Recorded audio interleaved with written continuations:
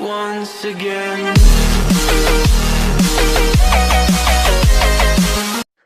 السلام عليكم، ازيكم يا شباب؟ معاكم عبد الرحمن ربيع، فيديو جديد. وقبل اي حاجه متنسوش تصلوا الحبيب وتشتركوا في القناه وتفعل زر الجرس وتضغط لايك. هنتكلم النهارده عن اسطوره كمال اجسام. طبعا كلكم عارفينه، اسطوره كمال اجسام اللي حاز على 7 مستر اولمبيا، الاسطوره روني كولمان. ايه سبب انهزام او سقوط الاسطوره روني كولمان؟ طبعا كلكم عارفين ان الاسطوره روني كولمان ده مرعب في الاوزان. ازاي مرعب في الاوزان؟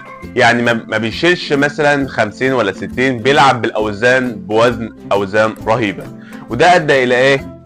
ده ادى الى ان هو ما يتمرنش فتره طويله. حتى انت لو شفت اليومين اللي فاتوا دول، لما عاوز يرجع حتى للجيم مش هينفع يرجع لاوزانه تاني. حتى انت لو شفت الناس اللي ماشيه معاه هي بتسنده ان هو يكمل طريقه، اللي هو يمشي مثلا يسند هنا ويمشي كده. ليه؟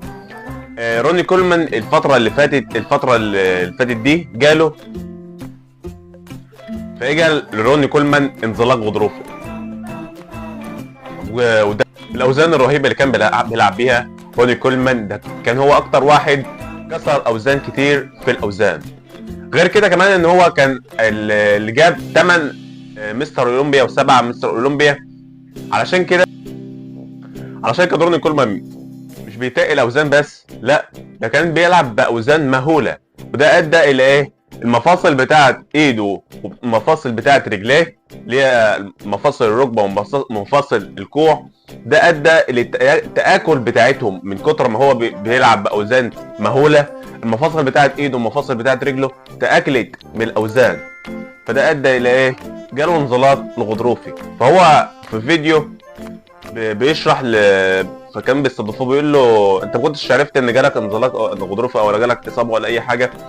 فبيقول لهم وانا بلعب في التمرينه، بلعب في البنج، بلعب بالوزن 200 كيلو، فسمع صوت تكه كده. فبسال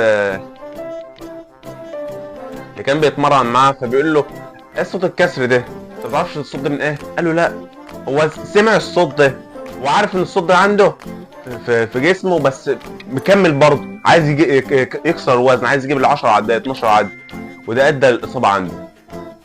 تمام؟ بنصح اي حد ما يكسرش وزن لو هو عايز يعرف يجيب الوزن